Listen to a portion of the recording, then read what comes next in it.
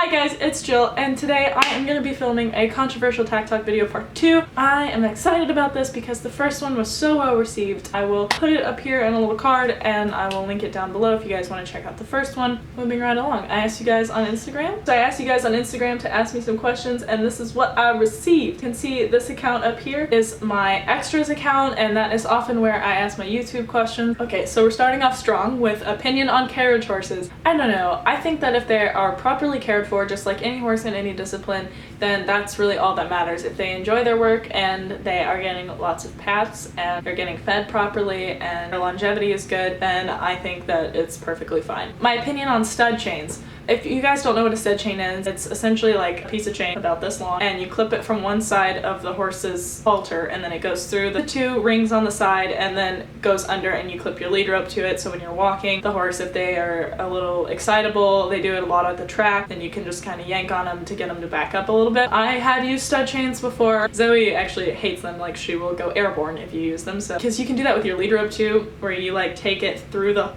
I'll show you. Using Beau's very old halter and my graduation cord, I'll show you. So your halter is clipped here, right? So you take it, you like fold it in half and you take it through and then you put it up like that so it goes around the nose. You can yank on it and say, hey, I need your attention. I don't know, I don't really mind them just because it gives you a little extra control, unless you're just like Zoe, but most horses you can just say a quick hey. I mean, it's like anything, like spurs, whips, it's how you use it, and if you're just like constantly, I would really only use them when they're being disrespectful, like walking over the top of you and just not really minding your space, and as long as you're clear about that, then you can just lead them around and not use the chain, you know? I mean, the chain is only as harsh as you make it. That makes sense. Okay, cool. So lunging systems that put your horse in a frame, my opinion on this is, I think that they're great when they're used properly. I used the Pessoa system on Zoe and Beau, and it just sort of helped them like get into the frame and understand what we're wanting, versus when you're lunging without an apparatus, they can kind of just put their heads up and do whatever and not really pay attention to work. People that misuse them, again, like stud chains, whips, and anything else, they good stutter, that was nice, wasn't it? Like anything else, the apparatus is as harsh as you make it. I mean, you could take a belt and tighten it all the way. Obviously it's not very comfortable. If you do the same thing with like a lunging apparatus, then the same thing happens to the horse, you know, it's not comfortable. So if you put it on correctly, like a belt, then it's not a problem. Good metaphor, high five. I never put them on very tight because again, it made me feel bad. But like, I'm not forcing them into a frame. It's sort of like when you're riding and you have your rein connection and you're just asking them to the frame. Obviously I cannot force a 1,200-pound animal into a frame. It's simply to insinuate that that's where you want their head set. Like the Pessoa system just has a strap across the butt that tightens when they lift their head, so it pushes their haunches under them so that they collect, lift over their back, and stretch down. In conclusion, no, I don't think that they're bad. I think they're great. I'm not necessarily the biggest fan of side reins just because it doesn't have the haunch aspect that the Pessoa system has. People have like a rather crude tendency to tighten them all the way and like be like, oh, my horse is touching his nose to his chest, that's beautiful. Or they just put them on and they're so loose, the horse is just trotting around with its head up, it's not being asked to do anything. I'm like, why did you even put them on? Like, they need to have a certain amount of tension, sort of like a running martingale. When they lift their heads, they should hit that and be like, oh, okay, I'll go back down. Yeah, so I don't know, don't ever ride in them. That's very dangerous. My opinion on technique boots, I hate them. Why are you using them? I don't understand. Do gymnastic work with your horse. Don't just use a technique boot. That's a shortcut. I hate that. Teach your horse to jump. If somebody asked me to talk about behind the vertical, it's just dumb. Like, it's scientifically proven to be harmful to the horse. They can't breathe, it hurts, their spine does this. No, don't do it. Draw reins. Okay, so this is a good one. I have used draw reins a few times in my life. They were pretty helpful when I used them because obviously it encourages the horse to go into a frame because it pulls their head down. The aim is it's to get the horse to round up and encourage them to lift over their backs. However, people have been known to ride on them very, very tight and pull the horse's nose into their chest, which is extremely uncomfortable and extremely bad shortcutty riding, and I hate that. Use training, not pain. Thank you. What? I know, unheard of in the equestrian industry, what the heck. That's my opinion on gag bits. Let me see what good old Jim Wofford has to say about it. This is my Bible. This is what I refer to when I have a question. I highly, highly, highly, highly, highly recommend that you guys purchase this book. Hashtag not spons, but you can get it at You can get it at bitofbritain.com because this book has all the answers to all of your questions. I've ridden with Jim, I love him, and this book, I swear to God, Jim is so sassy. I love it. It makes me so happy, so I'm gonna read it. I can't remember if I talked about this in my last video, but I'm gonna do it anyway. I don't know if you guys know this, but the bit sits on the bars of the horse's mouth. So Jim says, to improve the training of your horse, teach him to respond to the signals of your seat and legs, not to avoid the pain on the bars of his mouth. What? Remember that using more bit is an admission that either your horse, you, or both are not yet properly trained to the level of competition. Humans being human, you will probably continue to use severe bits, but at least be realistic about what it tells the rest of the world about your riding. Are you set on fire yet? Because you've been roasted. I was asked my opinion on gags, and I'm not gonna read the entire book and answer that question, but I will read you the small part. So he says, I suppose that there are horses that need to go into gag snaffle, but the problem with gag snaffles, as most other forms of gadget bits, is that they work. They work by magnifying the effect of the rider's hand on the horse's mouth. This is a wonderful condition if you can guarantee to me that you will never make a mistake with your hands during competition. If you can make such an assurance, then you can use any bit that you like and the horse's mouth will continue to be protected.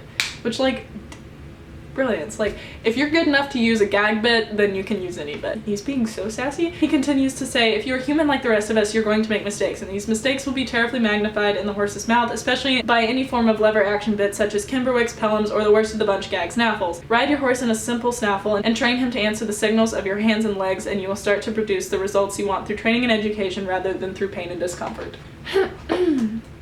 Case closed. He is a slayer queen. Madison, you ruined my effect. Maddie, you can be in my video. Take a picture. Ooh. I hate myself. What am I doing? She's complaining about socializing. Equestrians be like, my opinion on whether breastplates are just band-aids for saddle fitting issues. And yeah, they totally can be. The way that I use my breastplate is for my running martingale attachment. As far as saddle fitting goes, people can definitely use them for poor fitting saddles that slip back. However, the way that I see it is like when you're jumping bigger, like when you're running beginner novice, you absolutely do not need breastplate. I hate seeing like younger riders with breast collars on, unless their horse is like greener and has a head-high problem. You know what I'm saying? Okay, anyway, I over-justify so much because I don't want to offend anyone, and just these are my opinions, this is how I feel, and they're right. So anyway, I think that in upper levels, when you're jumping over bigger fences and the horse is like, whoop-ah, let you know over fences, or you may get into a bad spot, or something breaks on your saddle, your billet breaks, or your girth breaks, something, you have like a little seat belt for like 30 extra seconds of security. Do you know what I'm talking about? Your saddle is like, you're about to die. You can get stopped before you just like, you know what I'm saying? I don't know. That's my working theory. No, they're not band-aids, but they can be. Any piece of tack can be used wrong, if used wrong. But if we're used right, then it's right. You know what I'm saying? Okay, cool. I already did nose bands. Why don't people watch my videos? Sort of straying from TACK talk, because I feel like these are important issues that people need to be talking about. So these are two that are probably super controversial. I'm going to give my opinion on them. If you don't agree, I am so sorry if I offend you, but these are real things. I don't know. I want to keep the video upbeat, but these are serious issues.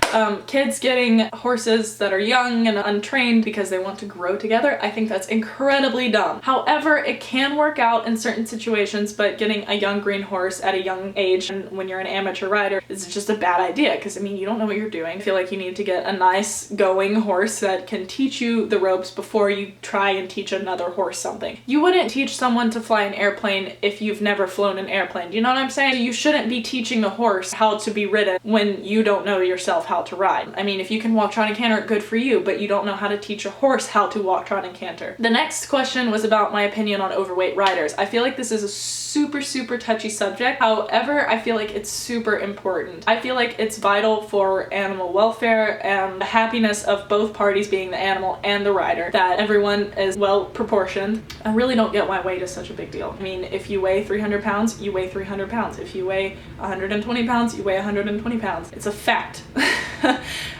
So there's the 20% rule. You know, like I wouldn't get on an itty bitty teeny tiny pony because my weight is more than 20% of their body weight, and therefore it's rather crushing to get on them, and the same goes for big horses and big riders. My argument to this has always been, you don't see professional overweight football players, you don't see professional overweight soccer players. In every other sport, you have to be fit, you have to take care of yourself for your team, and your horse is your team. You have to take care of your body, you have to work out, you have to eat right, and you have to condition yourself. Like, I would not be able to go run cross-country courses if I didn't do my conditioning sets, if I didn't run. I've seen a bunch of riders, big and small, that get on and they go run their cross-country courses and they're not strong enough to hold a 2-point the whole course, so they're just flopping on their horse's back while it's running for them. Are you kidding? Like, stamina and strength is so important in this sport, and if you do not take care to, you know, be strong enough for your partner, then you're just being extremely selfish and unfair. So I really hope I didn't offend anybody with this, but I mean, it's a sport, you know? It's meant for you to be active and not just having them pack you around because you don't have to get up, you don't have to run.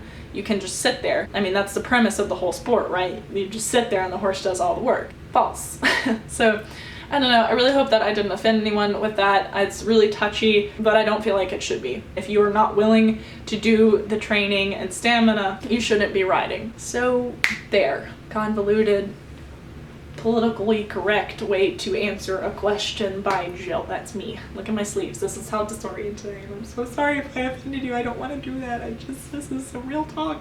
A lot of people ask me about curb chains. Again, only as severe as you make them. And I'm gonna end this video on this question because I have over 30 to 40 minutes of footage, so I'm gonna stop after this. How to decipher whether something is actually wrong with your horse, or they're being difficult or obstinate or just not wanting to work that day. Obviously, we cannot communicate with our horses in a verbal sense. You kind of have to be a little more intuitive and perceptive and just being like, hey, what's wrong? I have a couple little remedies for that, little things. The first would be to write down what's happening that day, then go back the next day, write down what's happening, and like see if there's a pattern. If your horse is getting gradually aggravated, call your vet, and then maybe your farrier if you think it's a hoof issue. Make sure that you're checking their legs, their tendons every single day. Make sure there's no inflammation. Make sure there's no like hard pulse around on their pastern. Second, obviously consult your trainer, tell them what's been going on, and see if you can work out a better way to fix this problem.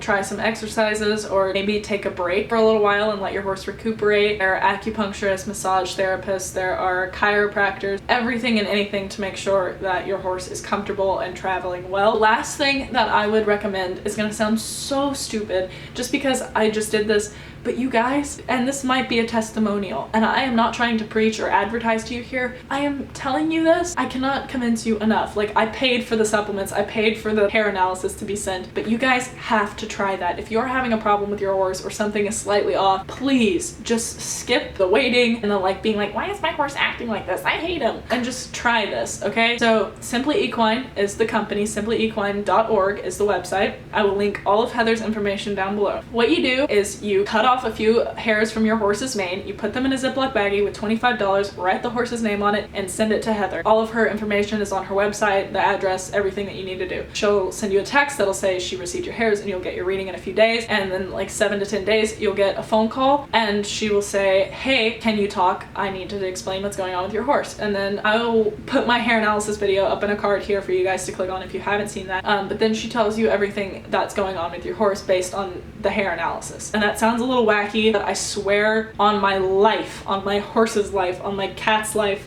I swear on the Bible, this is real.